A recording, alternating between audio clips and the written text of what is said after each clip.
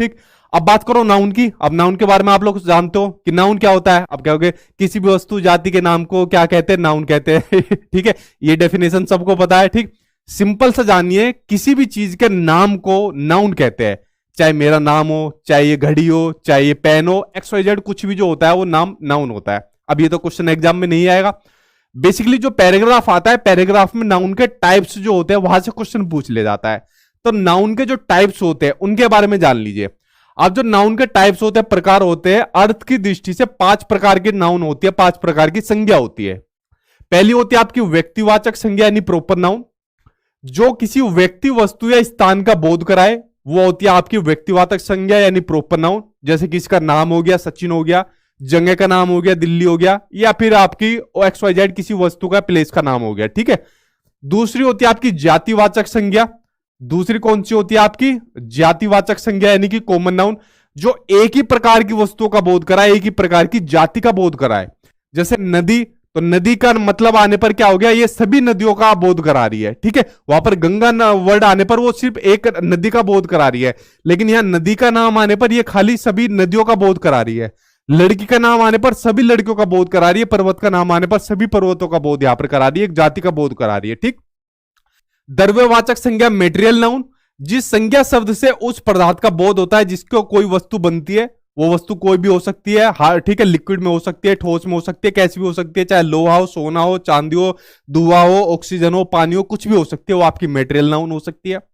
उसके अलावा समूहवाचक, ठीक है, उसके अलावा समूहवाचक संज्ञा यानी कलेक्टिव नाउन, जो संज्ञा शब्द समूह के वाचक को बताए। जैसे परिवार हो गया, टीम हो गया, सेना हो गई, पुलिस हो गई, जो समूह को बताए वो आपकी हो जाएगी कलेक्टिव नाउन यानी कि समूहवाचक संज्ञा।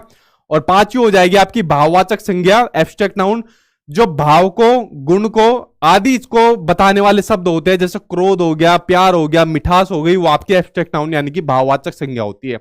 इन पांचों के प्रकार को देख लेना, यहां से किसी एक का आपसे एग्जामिनर यहां से पूछ सकता है। संज्ञा खत्म हो गई। अब बात करते हैं सर्वनाम की, बात करते हैं प्रोनाउन की, बात करते हैं। सर्वनाम आप सभी को पता है कि जो संज्ञा की जगह आने वाले जो शब्द होते हैं उनको सर्वनाम कहते हैं। ठीक है, जो संज्ञा की जगह शब्द आते हैं उनको क्या कहते हैं, सर्वनाम कहते हैं। जैसे कि सचिन पढ़ा रहा है, तो सचिन की जगह आ जाएगा कि मैं पढ़ा रहा हूं, तो संज्ञा की जगह वर्ड आ गया मैं आ गया। ठीक है, सचिन की जगह आ गया मैं पढ़ा रहा हूं, तो क्या हो जाएगा, सर्वनाम हो जाएगा।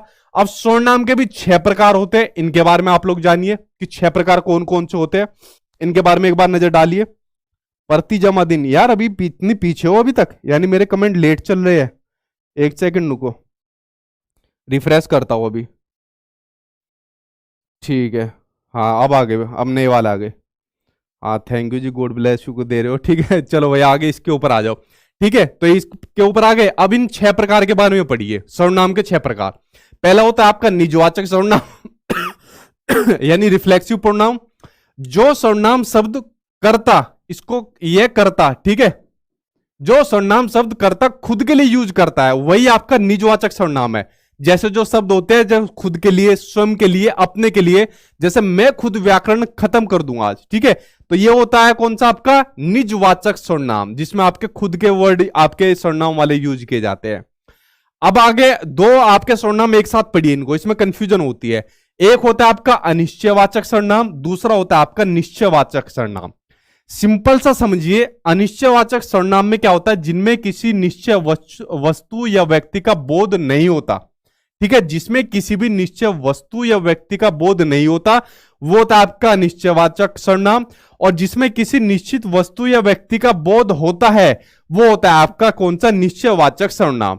जैसा अगर मैंने कह दिया कि भिखारी को कुछ दे दो, क्या दे दो भाई, भिखारी को कुछ दे दो, क्या इसमें किसी निश्चित वस्तु का बोध आ रहा है कि भिखारी को क्या दे दो, कुछ दे दो। अब क्या दे दो, बोध नहीं हो रहा है। अगर हमने कहा कि भिखारी को यह दे दो, तो यहां पर क्या हो रहा है कि यहां पर बोध हो रहा है कि भिखारी को यह दे दो, ये चीज दे दो, या इतना दे दो। ठीक है, तो ये समझ गया आप, अनिश्चय सर्वनाम और निश्चय सर्वनाम में अंतर, वहां पर बोध नहीं होता है और यहां पर बोध होता है। ठीक, उसके अलावा अगला सर्वनाम है आपका संबंधवाचक सर्वनाम।